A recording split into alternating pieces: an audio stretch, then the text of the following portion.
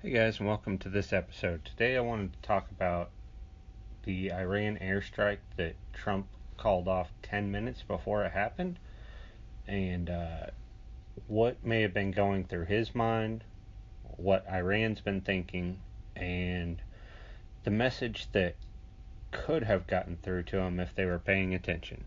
So sit back, buckle up, and let's get to this.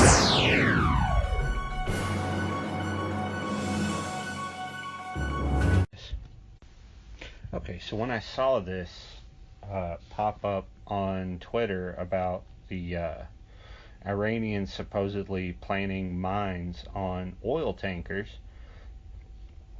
my first thought was the same thing I usually think when Iran does something. I kind of understand that they're a developed country at this point, but they are, how did I put it on Twitter? They're like, they want to be the annoying little prick of the Middle East, is the best way I can put it. They don't want to do anything that could potentially start a war, but they just want to be annoying enough to see if the U.S. will do anything in retaliation.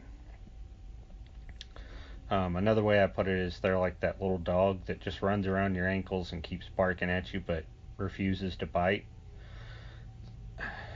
And the reason I say that is because their action afterwards of shooting down the surveillance drone was, it was a targeted attack, but the way they did it, they knew that they were shooting down an unmanned aerial vehicle, which doesn't necessarily require any strong military action on our part to be taken against them. And I think the reason they did that is they're looking at Trump and they're going, okay, this guy's up for re-election, so we're going to see how far we can push him and see what he'll do. Their mode of thinking may have been he pulled out of the nuclear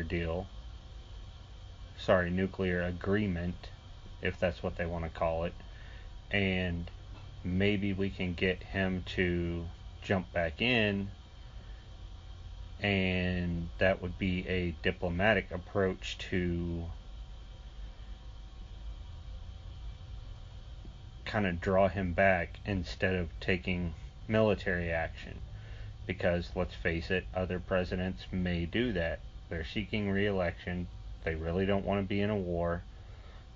It's not good for them to do any sort of military engagement during re-election time, so they're thinking, okay, well, maybe we can get him back to the table to talk about this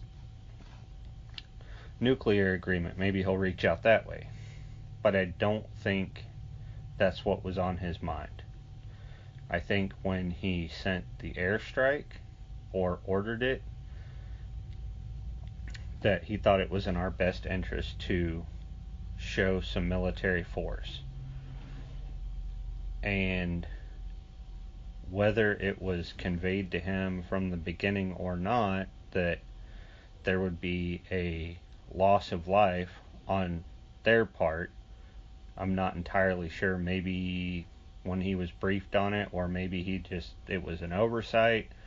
He thought, okay, we're going to hit these specific targets and we're going to do it at a time when nobody's going to be there. It seems more likely that that was the case, and that when he found out that it was going to cost 150 Iranian lives, he thought, well, maybe this isn't such a good idea. Do we really want to make these people responsible for what their government decided to do? And that's a place that I agree with him.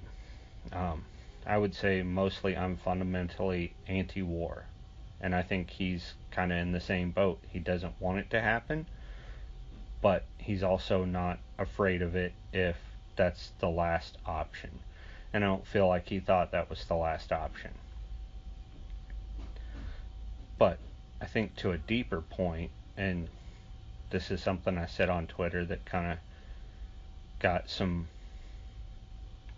a little bit of feedback, I would say. the point would be that Jordan Peterson talks about this point.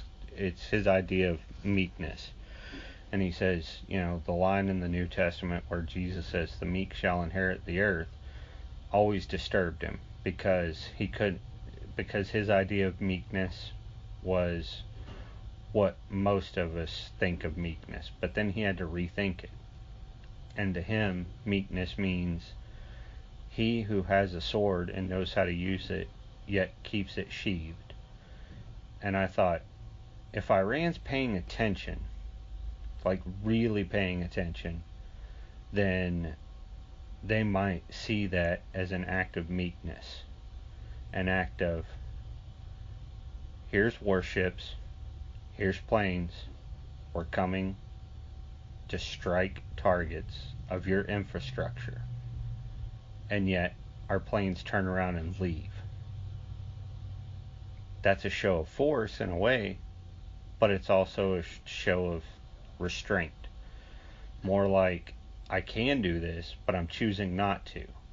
I'm choosing to take the high road because what you did doesn't justify this action, but I'm letting you know ahead of time that if this happens again, we will be back and we will decimate you. And I think that's a strong message that even if it was inadvertently, he sent it to them. And I think if they were paying attention, that they could see that and be like, okay, well, we need to back off and let this thing ride out.